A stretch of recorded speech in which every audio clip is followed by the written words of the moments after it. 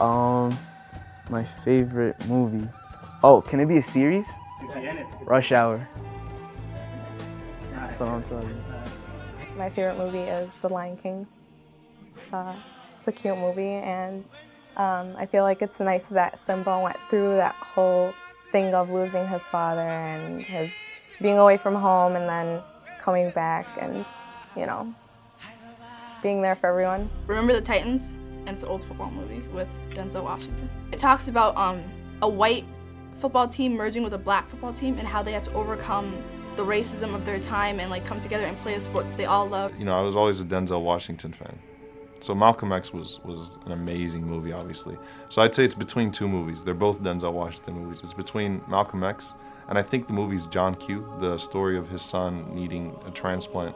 And that was a really meaningful movie, especially with the whole healthcare business that we see now and things of that sort. And I could relate sometimes when I had my sick kids, and I couldn't take them to the hospital because I wouldn't be able to afford the bills. Back in the day, one thing that all my friends and I would always get into was Dragon Ball Z. And one thing that actually I like about this, an idea of the undertones, was that the strongest person, whose name is Goku, was always the one who was the most pure-hearted.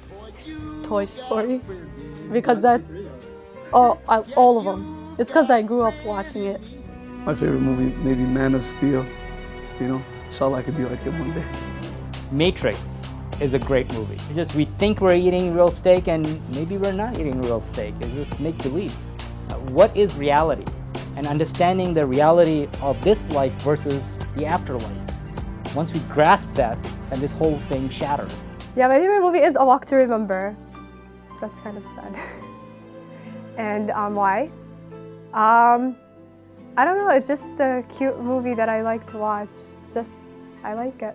In fact, there is one thing that was given to me when I was very young by my father, and I was surprised that he was asking me to watch a movie. And it was 12 Angry Men.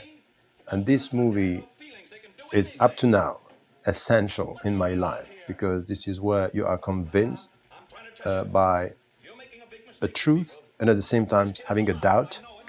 I can say my favorite movie would be Matilda because it's like a classic and I don't know, it's really funny. So.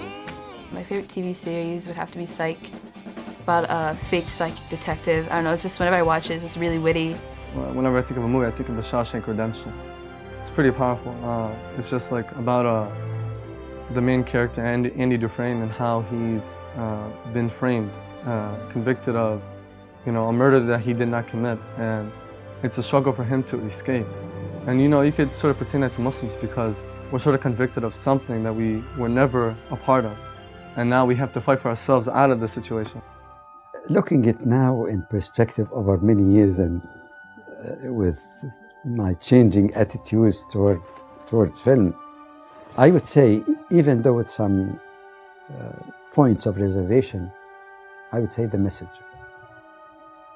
It is so powerful, so impactful, and I was mentioning to you while we were coming here that in my teaching of Islamic courses in Islam at St. Mary's University, I showed that film several times, and every time I find that the students are very, very much impacted by it.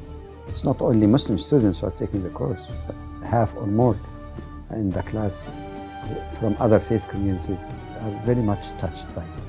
I like The Incredibles.